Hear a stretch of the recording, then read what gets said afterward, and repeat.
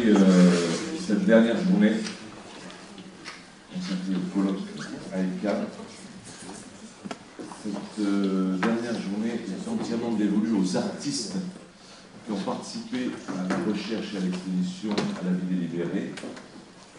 Il y aura deux sessions en fait dans cette journée. La première qui débute dans quelques minutes avec le Guignol Band, s'ensuit Jean Masse, Elisabeth Morcelet, Sophie Tam et Olivier Garcin. Donc la parole aux artistes. Vous avez chacun 20 minutes d'intervention et 10 minutes après pour des débats collectifs. Essayez absolument de tenir les délais, non seulement par respect des artistes qui vont suivre, ce qui est important pour ne pas stresser au fur et à mesure les uns et les autres, et surtout pour que nous puissions avoir après chacune de vos interventions quelques minutes de débat. Donc ça c'est ce matin. Cet après-midi, table ouverte, je dirais, avec un colloque, débat avec Marcel Oloco, Louis Place, Daniel Farioli, José Dupont et Gilbert Pellegrini qui est déjà là, autour d'une discussion, débat, bilan, suite au colloque, à la recherche et à l'exposition. Tu veux la brancher? Je peux la toucher. Voilà, donc, c'est à vous.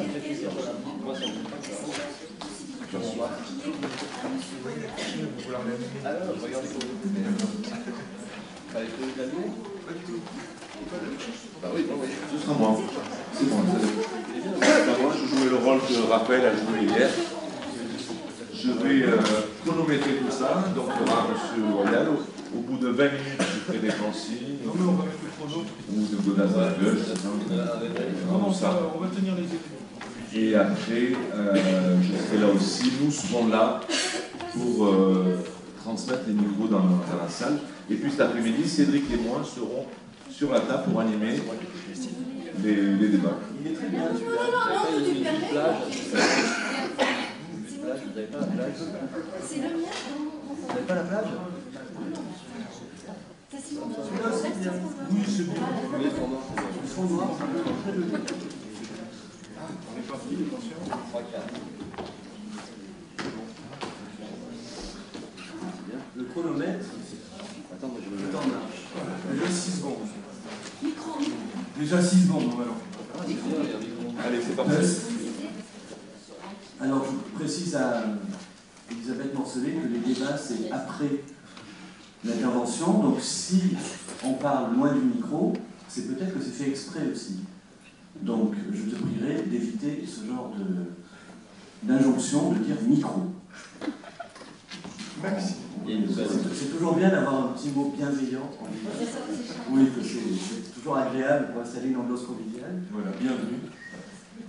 Donc, bienvenue quand même. Oui. Et merci. Merci à la Garçon et à l'AICA de nous donner la possibilité de partiellement conclure ces 2 jours de colloque. Oui, l'AICA qui a tout de même été le premier chien envoyé dans l'espace. Et je trouve à une bonne tenue, près de 60 ans après, enfin, plus d'un demi-siècle après. Et voilà, c'est quand même assez voilà, en hommage à l'AICA. Oui. Et avoir aussi un mot pour ceux qui sont venus de loin pour assister à ce colloque et citer tout de suite Kant, pourvu qu'il fasse beau. Voilà. Donc, peut-être qu'on peut donner le programme de l'intervention. Donc, ce colloque est sur la performance et l'archive. Et au départ, comme spécifié dans la petite brochure qui vous a été gentiment remise, notre intervention peut porter donc sur une critique du catalogue irraisonné des performances. Et au fur et à mesure des débats, il nous a paru intéressant d'associer aussi la teneur même des colloques. Donc on va tenter dans cette chose qu'on pourra, ça fera débat ensuite, éventuellement qualifié de performance, de résumer le colloque qui lui-même parlait de la performance, tout ça en l'archivant direct pour être sûr qu'il y ait une trace. Donc on a différents outils pour cela, l'appareil photo, la caméra, le micro il marche, le micro marche, le micro marche, les petites fiches qui ont servi pour préparer l'exposition, qu'on va remplir en direct devant vous, comme une espèce d'offrande, en remerciement de tout ce que vous avez donné ces 2 jours. Et donc on va commencer par le début. Je pense que ce ne sera pas, ce sera pas inutile dans la mesure où un certain nombre des participants à cette matinée n'ont pas forcément assisté à toutes les sessions précédentes, donc avoir ce résumé synthétique, en quelque sorte, organique aussi, enfin de toute manière, ça pourra vous être utile et dans les années qui suivent pour dire j'y étais aussi, enfin, en pouvant même argumenter sur le contenu du colloque. Voilà. Pour l'instant, typologie de la performance, je remplis pas, on n'est pas encore sûr de... Parce que là, il y a Alors, action de rue, non, ça non. Non, là on est plutôt dans le musée Centre d'Art, musée Galerie Centre d'Art, dans la topologie. Non, c'était La action de rue, art corporel, event, happening, poésie action, action sonore, agiproc. Ou un autre type qui conviendrait. On va essayer de remplir la fiche signalétique au fur et à mesure pour avoir une documentation sérieuse de cette performance qui pourra ensuite être utilement archivée. Et si nos amis du Getty Research Institute sont là, on va leur confier le modèle type de documentation de la performance élaboré à l'occasion de cette recherche et de cette exposition à la Villa Arson, voilà, comme une sorte de document témoin de la... Vous voyez, c'est un petit peu une sorte d'accomplissement d'une performance révolutionnaire, dans le sens où on vient au début, après passer par la fin. Et on accueille Arnaud comme ça. Merci beaucoup d'être venu, Arnaud. Voilà, C'est vrai que c'est vrai. Alors, il s'est grimé pour que personne ne le reconnaisse, enfin on est adultes. Alors, donc typologie, on laisse en blanc pour l'instant, on verra après. Oui, on peut. Bon, contexte théorique. Bon, contexte, c'est colloque. Contexte théorique. Moi, j'écrirais colloque. Oui, colloque. Donc tu peux. Colloque, c'est bon. Ça, c'est fait. Colloque, c'est bon.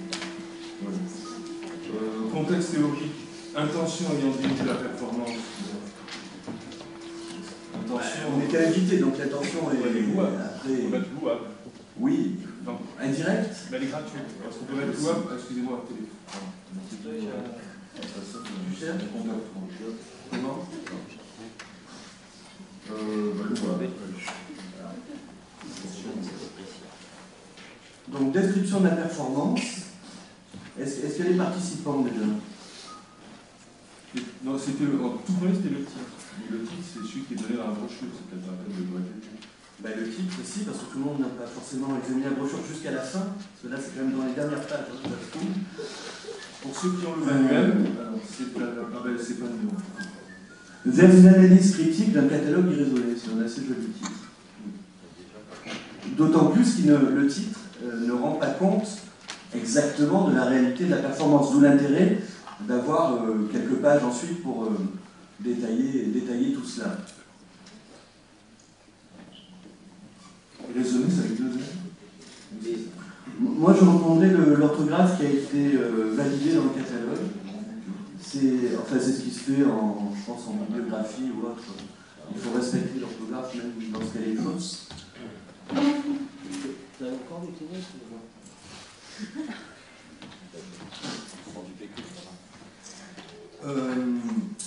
Donc tu peux commencer à décrire la performance. Je décris la performance. Alors, est-ce qu'on doit dire que nous étions, Christophe Edouard est parti, assis sur des sièges blancs. Non, mais comment il marche dans l'appareil photo? Faut que je mette sur on. Ah ouais. Parce que la documentation, l'archivage de l'action artistique est souvent sujet à des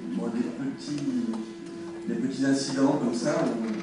On prévoit un appareil photo, mais pas forcément le mode d'usage du dit appareil. C'est pas toujours très facile. Articuler plus. Donc la performance doit être articulée. Donc derrière une table, alors on précise, donc maintenant il y a Christophe Évrard qui documente ce qui est en train de se passer, mais donc il documente aussi ce qu'il fait. Lui, le documenteur et également fait partie de l'action. Moi je pense qu'on pourrait inviter le l'équipe de ménage, voilà, plutôt que de la censurer comme ça, de manière un peu brute. Comme ça, c'est mieux, vous articulez bien. Oui, mais ça va être ça, la pression, parce que l'aspirateur, enfin, je veux dire, C'est peut-être dû au contexte matinal aussi, hein, parce qu'on a, pour reprendre un peu ce qui s'est dit auparavant dans les différentes interventions, donc on a vu que pour Ben, la performance c'était dormir, pour Orlan, qui ne s'est pas réveillé, c'est ne pas dormir, et donc nous, l'idée justement, c'est plutôt de vous réveiller. Voilà, donc on essaye de faire un truc comme ça, assez informel, entre nous, il n'y a pas de, vous voyez, hein, il n'y a pas vraiment de... Mais encore une fois, enjeu. encore une fois, il y a des forces chthoniennes en fait, qui nous dépassent et qui guident un peu tout ça, parce que l'objectif, c'est de vous réveiller uniquement parce que cette intervention est programmée à 10h du matin. Sinon, si ça avait été à 15h, j'ose espérer que l'objectif n'aurait pas été de vous réveiller. On revient sur l'idée du contexte de la performance. C'est un colloque partie prenante oui, d'autant plus que de là, la validité de la performance et de l'existence même de la performance. dans le cadre d'un colloque international, je pense qu'il est de bon aloi de peut-être pas mettre en avant la pratique méditerranéenne de la sieste et d'offrir à nos invités un peu d'ouverture d'esprit et dire que un peu comme dans le monde entier, on dort la nuit, on est réveillé le jour, enfin voilà, quelque chose d'un petit peu politiquement correct, mais qui peut avoir après son intérêt dans la manière de tisser de bonnes relations avec d'autres institutions à travers le monde, avec les peuples parfois moins éclairés que nous niçois, enfin, je veux dire, mais qui peuvent aussi venir à des colloques internationaux dans une villa niçoise au nord de la ville. Enfin, alors, vous avez donc, parce que là on a un petit peu changé, voilà, la topologie de l'action, un petit peu évolué, il y a une translation qui s'est opérée. Donc le documentaire est maintenant assis à la table, et le scribe en quelque sorte, hein, puisque pour l'instant Marcel Laterre tient ce rôle de scribe, et a changé de place, sans que pour autant son action soit profondément modifiée. Ce qui... Ouais, pardon. Donc là on est toujours à la description de la performance. La description de la performance, ça peut prendre à peu près... Enfin, c'est une rubrique récurrente. Et parmi les intervenants ou les éléments importants dans cette performance, je voudrais présenter cet objet, qui est une sorte d'hommage à Walt van Bleek. C'est une forme cylindrique avec une base circulaire un petit peu plus large qui permet à l'objet d'avoir une certaine stabilité, puisque là, ici, la fonction esthétique et la fonction pratique de l'objet se rejoignent. Et ensuite, cette érection assez brève, mais tout de même intense, est, disons, interrompue ou fragilisée, visuellement fragilisée dans sa partie centrale. Je ne sais pas si vous êtes assez près pour vous en rendre compte, mais c'est assez impressionnant, par une série d'opérations elles-mêmes circulaires qui permettent de voir à l'intérieur de l'objet et même de dépasser cela pour voir de l'autre côté de l'objet. Et ensuite, alors bon là il y a aussi une part d'obsession opalkienne ou enfin de répétition propre à... C'est la forme de Viala qu'on retrouve, mais enfin c'est une autre forme, mais c'est quand même la forme répétée comme cela qu'on va retrouver ici. Alors là je me permets d'opérer de toucher l'objet. Là ici vous avez une sorte de couture, parce que Marcel Alofo est en présence cet après-midi, je pense que c'était important d'avoir également un objet dans lequel intervient cette couture, même si c'est une couture industrielle. Hein. Voilà. Et c'est un objet important parce qu'il permet, c'est un peu le réceptacle de la mémoire aussi, qui est la mémoire qui est vidée tous les matins par ce personnel qu'on a empêché de s'exprimer tout à l'heure, avec l'aspirateur, enfin, la corbeille qui est vidée et remplie. Et bon, l'idée, c'était un peu dans l'analyse critique du catalogue de l'exposition, d'avoir par exemple le guide photographique et bon, immédiatement de savoir quoi en faire. Évidemment, parce qu'il y a des préfaces très longues, écrites tout petits, dont on ne peut absolument pas faire un usage public ici à partir du document d'origine. Parce que même les jeunes artistes ont un âge quand même où la lecture de tout petit caractère devient difficile. Donc le temps de rémanence, par exemple, cher Cédric, ça, le temps de rémanence peut rémaner un certain temps. Et ensuite, on va... Alors, excuse-moi. Oui, mais je ne peux plus m'arrêter. Je me demandais si, en fait, c'était pas cette poubelle n'était pas une sorte de métaphore, de symbole, d'allégorie, d'hyperbole, de ce qu'on a donné comme définition de la performance, et qui est donc un cadre vide dans lequel les pratiques artistiques viennent s'interroger dans le moment de leur actuation. Est-ce que je pense que c'est parce qu'on a pas un peu... Même si le... abordé, peut-être trop... Mais le cadre vide, qui est quand même sous forme circulaire, et qui a compris une révolution. Un petit peu comme Laika autour de la Terre, quand elle a été envoyée par les soviétiques. Bon, ça, donc, Studio de l'Étoile. Voilà. Je vais me remettre là parce que c'est chiant. Mais pourtant, tu as mis loin de la poubelle parce que tu es adroit en général au jeu de balles et de manier. Voilà pour faire le virtuosement. Voilà, donc là, on est dans une partie un petit peu historique quand même. Et là, voilà, page 25 du catalogue, vous avez la première occurrence de Guignon-Vivande avec le manifeste Guignon-Vivande qui rejoint donc ses compagnons historiques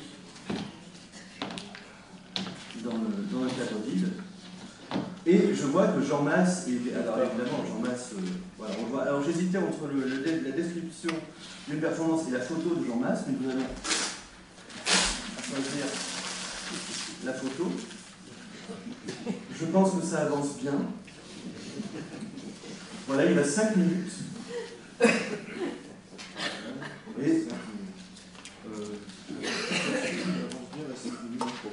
Et comme disait Léo Ferré, on vit toujours avec des morts. Donc je vois Serge III et Bruno Manonsa qui sont parmi nous, suivis d'Anne Azoulay, décidément.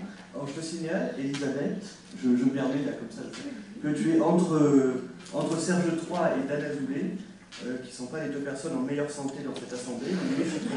Alors là, c'est un peu limite, et je voudrais rappeler cette citation, toujours du colloque. Est-ce que nous sommes ici pour parler de nos sentiments, ou bien pour nous soutenir les uns les autres? Non, mais je pose la question.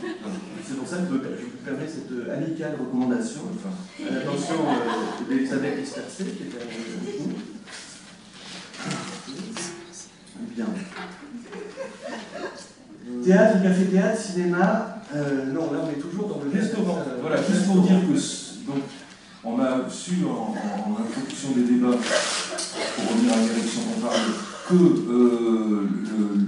l'idée de ce colloque était née au restaurant, et donc, comme on est toujours dans cette idée de monde de pain, de choses qui se fait en explicitant ça, l'idée de cette performance est née également au restaurant. Donc, enfin, voir comment documenter. Alors, la performance n'a pas lieu au restaurant, mais au restaurant, donc du coup, voilà, qu'est-ce qui prie, parce que c'est l'intention, l'action, voilà, je laisse en suspens. Il y aura débat après, on va pouvoir discuter tranquillement. Prenez des notes. Donc, ça, c'est fini.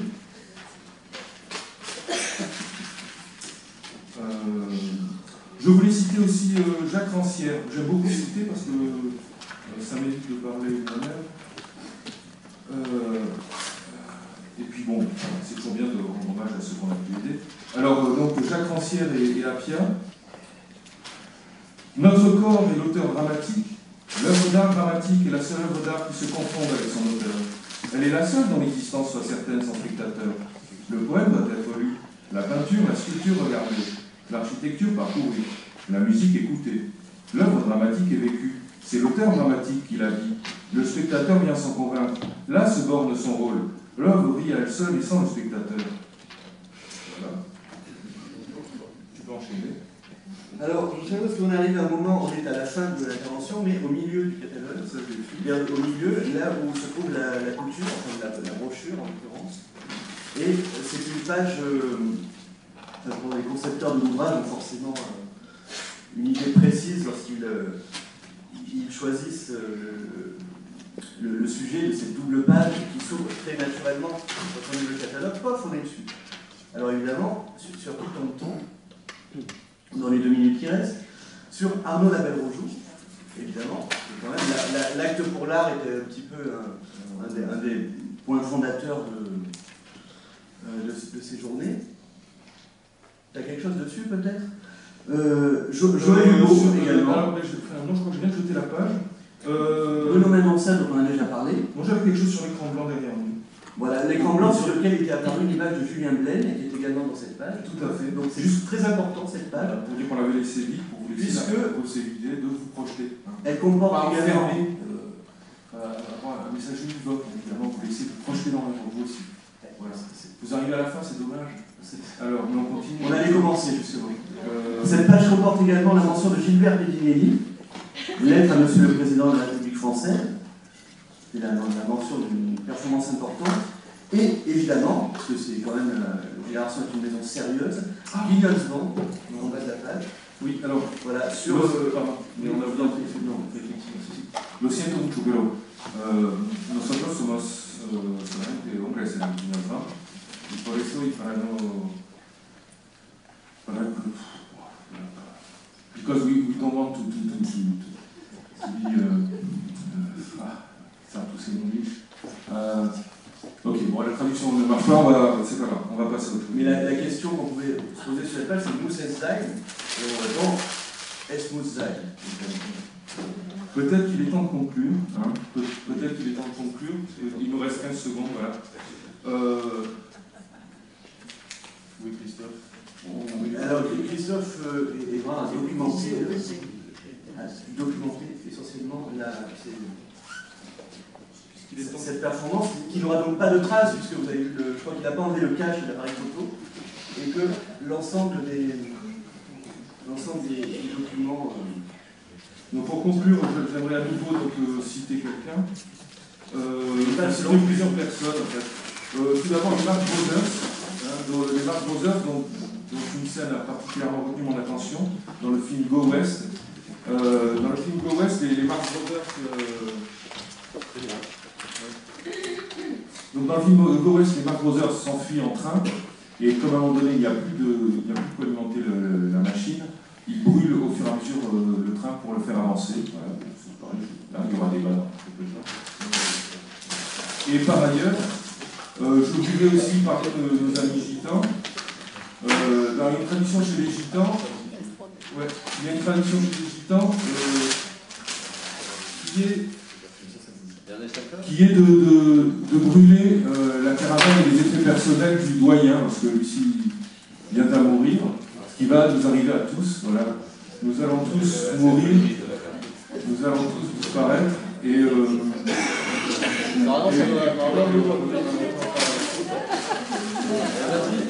le bras armé de la censure. Ouais, bravo. Est-ce que vous avez des questions ?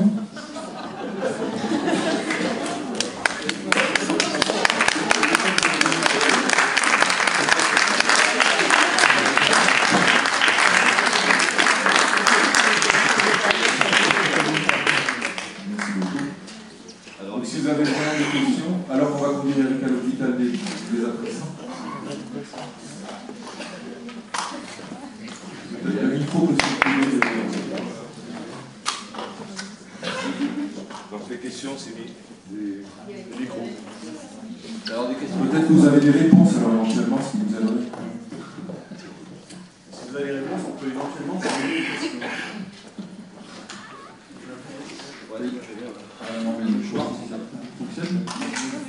Oui, je voulais savoir, afin de compléter une typologie que nous avons commencé, si vous pouviez préciser dans quel restaurant vous avez eu l'idée de cette intervention. Oui, C'était au rive droite. Non. Si. Ah bah si. C'était au rive droite. C'était au rive droite. Rive gauche. Avenue Félix Faure. Rive droite, avenue Félix Faure. Non, Spécialité niçoise. Les artistes engagés, donc plutôt de gauche, nous sommes plutôt des artistes dégagés, donc nous réunissons avec droite. Mais dans le bon sens, bien sûr. Excellente spécialité de dessert en rive droite aussi pour ceux qui. Oui. Et il y a une mousse glacée au Grand Marnier qui est très bonne. Et la tarte aux figues est redoutable. Redoutable. Je pense que c'est une contribution utile au départ. Rive droite et dessin, pardon. Est-ce qu'il y a du café de bonne qualité ici? N'hésitez pas. Vous voyez qu'on répond avec amabilité et franchise. Qui veut quand même. Mais Enfin, sinon, comme il va y avoir des pauses et d'autres interventions, peut-être après le café ou peut-être des choses comme ça. Si des gens veulent avoir des relations sexuelles aussi, on en a parlé. Le timing aussi. Il n'y a pas d'obligation. On y va ou... Ah non, moi, même s'il n'y a pas de questions, je reste 10 minutes. Il reste 7 minutes, hein. On vous conseille de poser des questions, ça va être super. Je vous invite à poser des questions, à faire des remarques. Si on n'utilise pas ce forfait 5 minutes, est-ce qu'il y a un report possible sur une... Non mais on voudrait des questions, pas de la part de gens qui vont être très évident que vous faites partie du mouvement romantique. Je voudrais savoir, au fond de vous, vraiment dans l'intimité de votre être le plus profond, quelle est la source de votre inspiration? L'alcool. Mais le bon alcool. L'alcool fort. Eh bien moi je citerai Platon, si tu permets. Et ce qui expliquera, alors si d'une part apportera une réponse à ta question, et d'autre part permettra d'expliquer aussi pourquoi l'ensemble de la documentation et de l'archive relative à cette performance, qui a été constituée pendant l'action elle-même, a également disparu. À tout jamais, à part dans vos esprits émerveillés qui vont propager cela à la face du monde, à la surface du monde. Mais toutes ces traces écrites ont disparu, et c'est Socrate qui raconte dans Phèdre de Platon. C'est vachement petit quand même, mais je vais essayer. Parce que... Le roi Thammuz régnait alors sur toute l'Égypte. Or, Thut vint trouver ce roi pour lui montrer les arts qu'il avait inventés et lui dit qu'il fallait les reprendre parmi les Égyptiens. Mais quand on en vint à l'écriture, Thut lui dit : « Roi, cette science rendra les Égyptiens plus savants et facilitera l'art de se souvenir, car j'ai trouvé un remède pour soulager la science et la mémoire. » Et le roi répondit : « Très ingénieux Thut, tel homme est capable de créer les arts, et tel autre est à même de juger quel lot d'utilité ou de nocivité ils conféreront à ceux qui en feront usage. En effet, la découverte de l'écriture ne peut produire dans les âmes que l'oubli de ce qu'elles savent, en leur faisant négliger la mémoire. Parce qu'ils auront foi dans l'écriture, c'est par le dehors, par des empreintes étrangères, et non plus du dedans et du fond d'eux-mêmes, que les hommes chercheront à se ressouvenir. Pas de trace écrite de cette performance, donc. Et on va reprendre un café.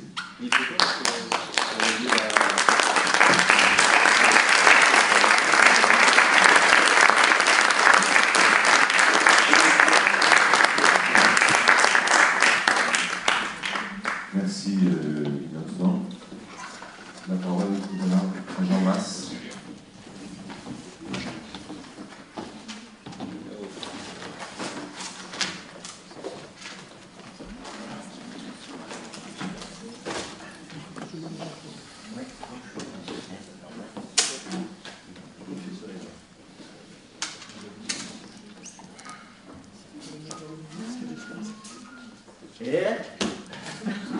Je dis, on te met au milieu. qui a des prises.